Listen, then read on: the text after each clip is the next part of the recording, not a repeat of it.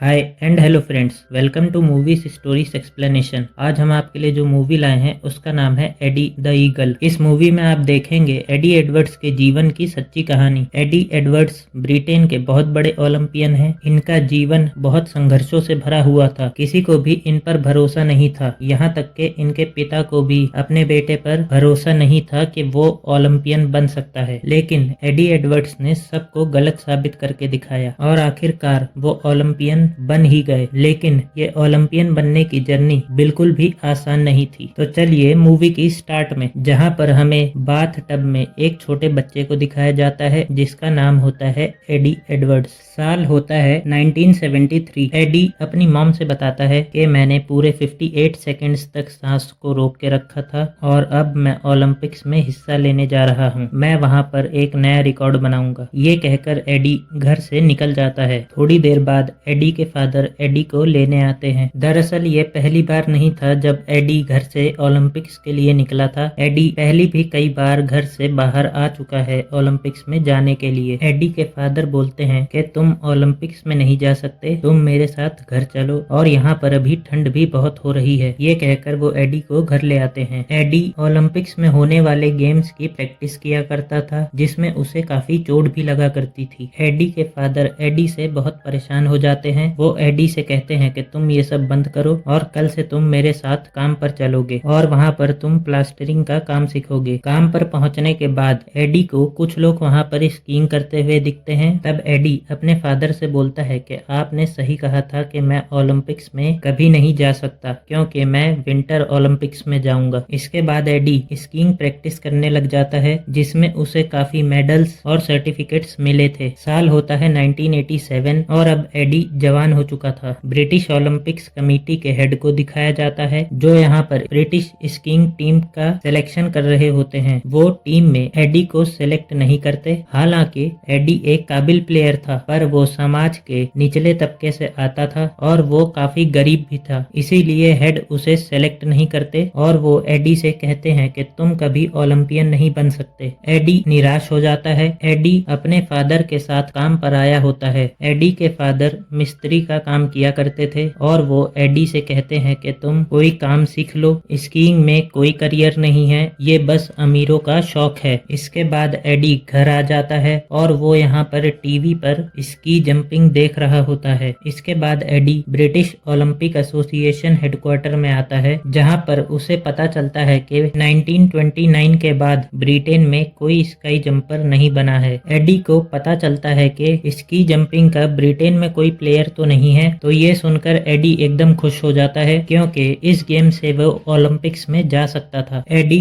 घर आता है और अपने पेरेंट्स से बताता है कि मैं स्की जंपिंग सीखने के लिए जर्मनी के ट्रेनिंग सेंटर में जा रहा हूँ। उसके फादर उस पे नाराज हो रहे होते हैं। वो एडी को रोक रहे होते हैं। वो एडी से कह रहे होते हैं कि तुम अपने हाथ पैर तुड़वा कर बैठ जाओगे, पर एडी उनकी बात नहीं सुनता और वो ski jumping training camp Germany में आ जाता है। एडी यहाँ पर एक होटल में बैठा हुआ था पर उसके पास ज्यादा पैसे नहीं थे कि वो कहीं पर स्टे कर सके, इसलिए एडी इसी होटल के स्टोर रूम में सो जाता है। सुबह इस होटल की ओनर आ जाती हैं और वो एडी को उठाती हैं। तब एडी बोलता है कि मेरे पास सोने की कोई जगह नहीं थी, इसीलिए मैं यहाँ पर सो गया था। तब ओनर बोलती हैं कि अगर तुम होटल के कामों में मेरी मदद करवाओगे तब तुम यहाँ रह सकते हो। ये सुनकर एडी भी खुश हो जाता है और वो अपनी ट्रेनिंग के लिए निकल जाता है। एडी सबसे पहले 15 मीटर की जंप करता है जिसे वो बहुत आसानी से कर लेता है। तब एडी कहता है कि यह तो बहुत आसान है और इसके बाद एडी 40 मीटर की जंप ट्राई करता है जहां से वो बहुत बुरी तरीके से नीचे गिरता है। फिर एडी होटल वापस आ जाता है। ओनर एडी को एक कोच के बारे में बताती हैं। एडी फौरन ही कोच से मिलने चला जाता है।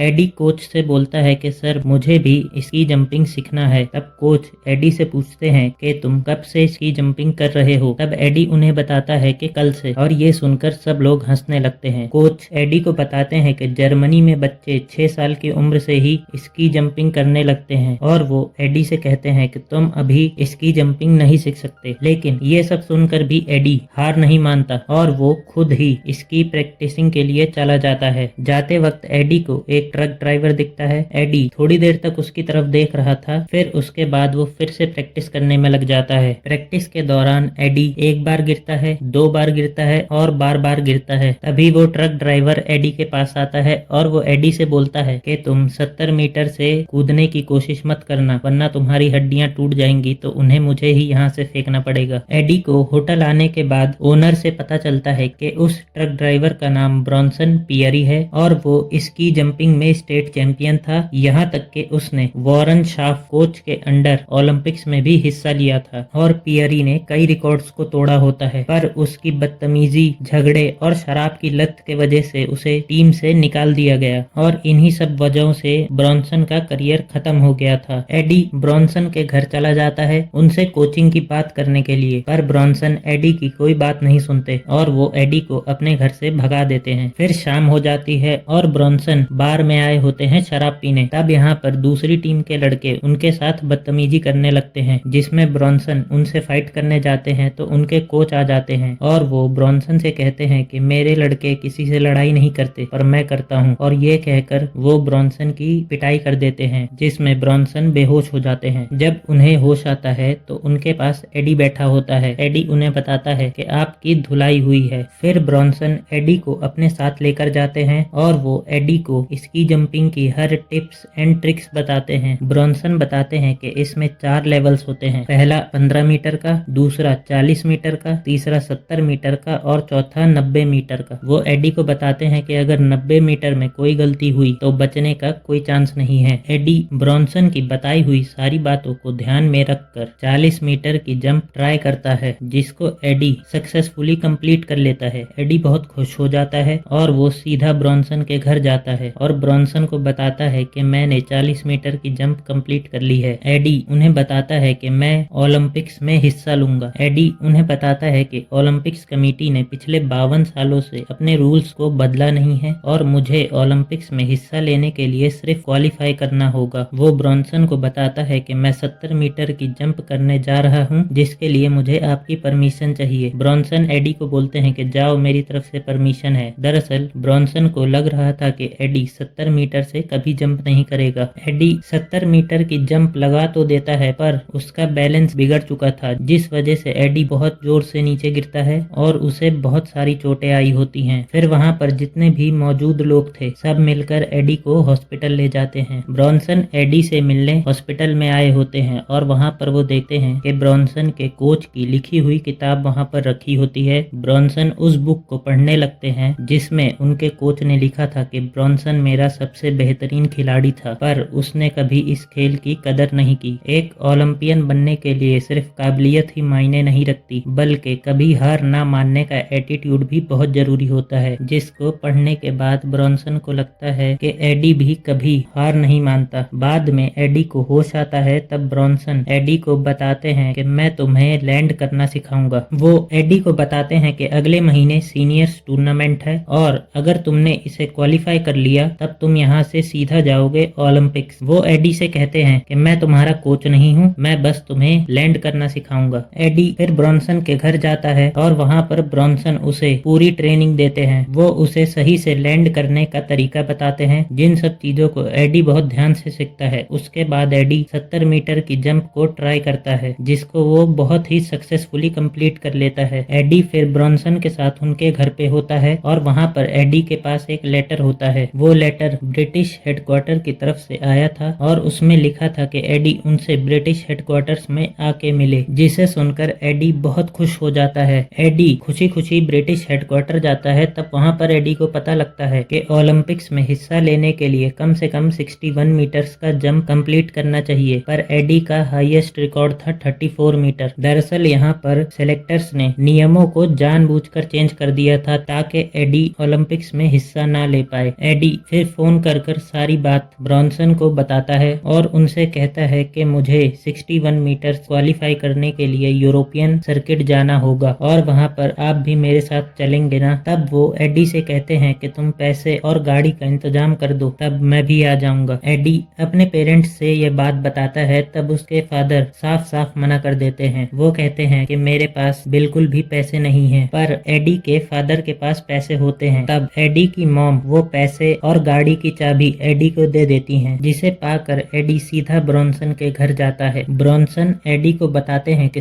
61 मीटर एक बहुत बड़ा फासला होता है, जिसको कंप्लीट करने के लिए तुम्हें बहुत ज्यादा मेहनत करनी पड़ेगी, बहुत ज्यादा ट्रेनिंग करनी पड़ेगी। पर एडी हर एक चैलेंज के लिए तैयार होता है। वो ब्रॉन्सन के साथ मिलकर बहुत मेहनत करता है। सारी ट्रेनिंग कंप्लीट करने के बाद एडी और ब्रॉन्सन यूरोपियन सर्किट पहुंच जाते हैं। फाइनल जंप से पहले एडी की एक प्रैक्टिस जंप हो रही थी, जिसमें एडी एडवर्ड्स 61 मीटर कंप्लीट कर लेता है। अगले दिन एडी की फाइनल जंप थी। एडी जब फाइनल जंप करता है तो स्टार्टिंग तो उसका सही था, लेकिन लैंड करते वक्त एडी का बैलेंस बिगड़ जाता है, जिससे एडी गिर जाता है। एडी उन लोगों से बोल रहा होता है कि मेरे पास ओलंपिक जाने का ये आखिरी चांस है, आप लोग प्लीज मुझे एक और बार ट्राई करने दें। पर वो लोग कहते हैं कि हम लोग भी रूल्स के मुताबिक ही चलते हैं और अब तुम्हें सेकंड चांस नहीं मिलेगा, जिसे सुनकर एडी बहुत निराश हो जाता है। एडी अपने घर पर कॉल लगाता है और अपनी मॉम से बताता है कि मैंने अपना सारा पैसा और समय इस पर बर्बाद कर दिया है और मैं ओलंपिक्स के लिए क्वालिफाई नहीं कर पाया। वो कहता है कि डैड सही थे और अब मैं एक हफ्ते के बाद घर आ रहा हूँ। एडी होटल में काम कर रहा होता है, तभी उसके पास एक लेटर आता है। वो लेटर लेकर एडी सीधा ब्रॉन्सन के पास आता है और उन्हें बताता है कि यूरोपियन सर्किट में उन्होंने मेरी प्रैक्टिस जंप को रिकॉर्ड कर लिया है, जिसमें मैंने 61 मीटर्स को क्वालिफाई कर लिया था। और वो कहता है कि अब मैं यहाँ से जाऊंगा ओलंपिक्स। तब ब्रॉन्सन एडी से कहते हैं कि अगर तुम इस बार ओलंपिक्स गए तो तुम लास्ट ही आओगे। वो कहते हैं कि मैं और तुम मिलकर 4 साल प्रैक्टिस करेंगे और मैं तुम्हें बहुत अच्छे से कोच करूंगा। वो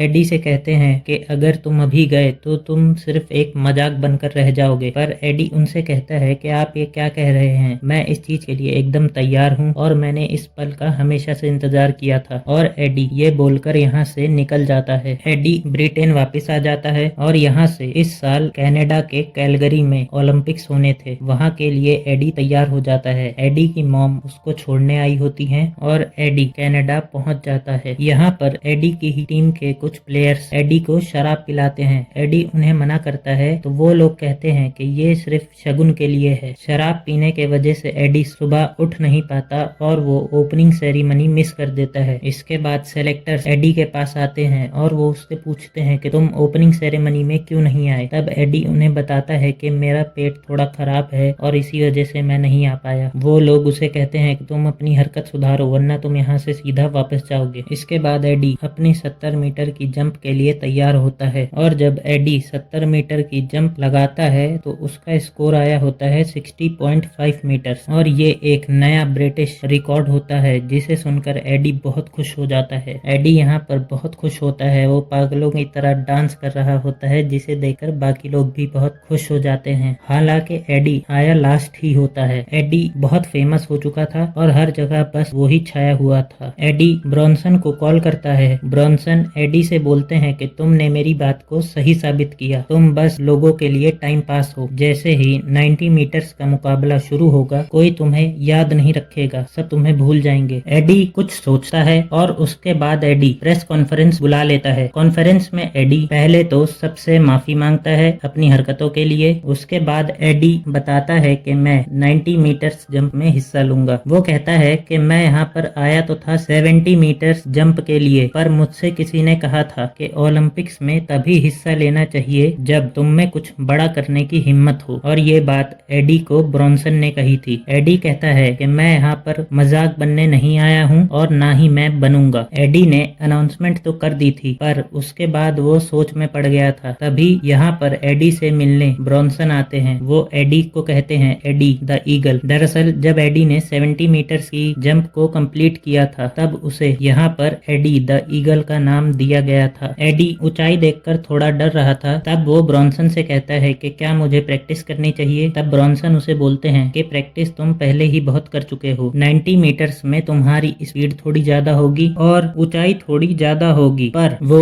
एडी से कहते हैं कि यहाँ पर मौजूद जितने भी जंपर्स हैं उनमें से सबसे ज्यादा लगन, सबसे ज्यादा हिम्मत तुम्हारे अंदर ही है। तुम इसे कंप्लीट कर सकते हो, बस तुम्हें अपने ऊपर भरोसा रखना होगा और ट्रेनिंग में सीखी हुई हर एक बात को ध्यान रखना। टीवी पर वॉरेन शार्क का इंटरव्यू चल रहा था, जिसमें वो बता रहे थे कि ब्रॉन्सन पियरी मेरा सबसे होनहार स्टूडेंट था, पर अपनी ही हरकतों के वजह से उसने अपने करियर को खत्म किया और उसने इस खेल का सिर्फ अपमान ही किया था और एक कोच के नाते भी वो बस यही करेगा। इसके बाद एडी को बुलाया जाता है और एडी ग्राउंड ग्राउंड में आ जाता है। एडी लिफ्ट से 90 मीटर्स ऊपर जाता है और फिर एडी का नाम अनाउंस होता है। एडी वहां पर बैठकर अपनी सारी पुरानी बातों को याद करता है जो जो उसे लोगों ने कही थी, और फिर एडी यहाँ से जंप शुरू करता है। एडी ने इतना अच्छा जंप किया होता है कि सबका मुंह खुला का खुला रह जाता है, पर एडी जब लैंड करने लगे थे तब उनका बैलेंस थोड़ा सा बिगड़ जाता है और उनकी पीठ जमीन पर टच होने वाली होती है, पर एडी किसी तरह अपने आप को बैलेंस कर कर खड़े हो जाते हैं और एडी सफलतापूर्वक अपना जंप कंप्लीट कर लेते हैं और एडी का स्कोर होता है 71.5 मीटर्स और एडी ने आज एक नया ब्रिटिश ओलंपिक्स रिकॉर्ड बनाया होता है, जिसे सुनने के बाद एडी की खुशियों का कोई ठिकाना ही नहीं होता। फिर चेंजिंग रूम में एडी और ब्रॉन्सन से मिलने ब्रॉन्सन के कोच वॉरेन शॉप आए होते हैं। कोच ब्रॉन्सन से बोलते हैं कि मैं तुम्हारे बारे में गलत था और वो ब्रॉन्सन से गले मिलते हैं। फिर ब्रॉन्सन और एडी यहाँ से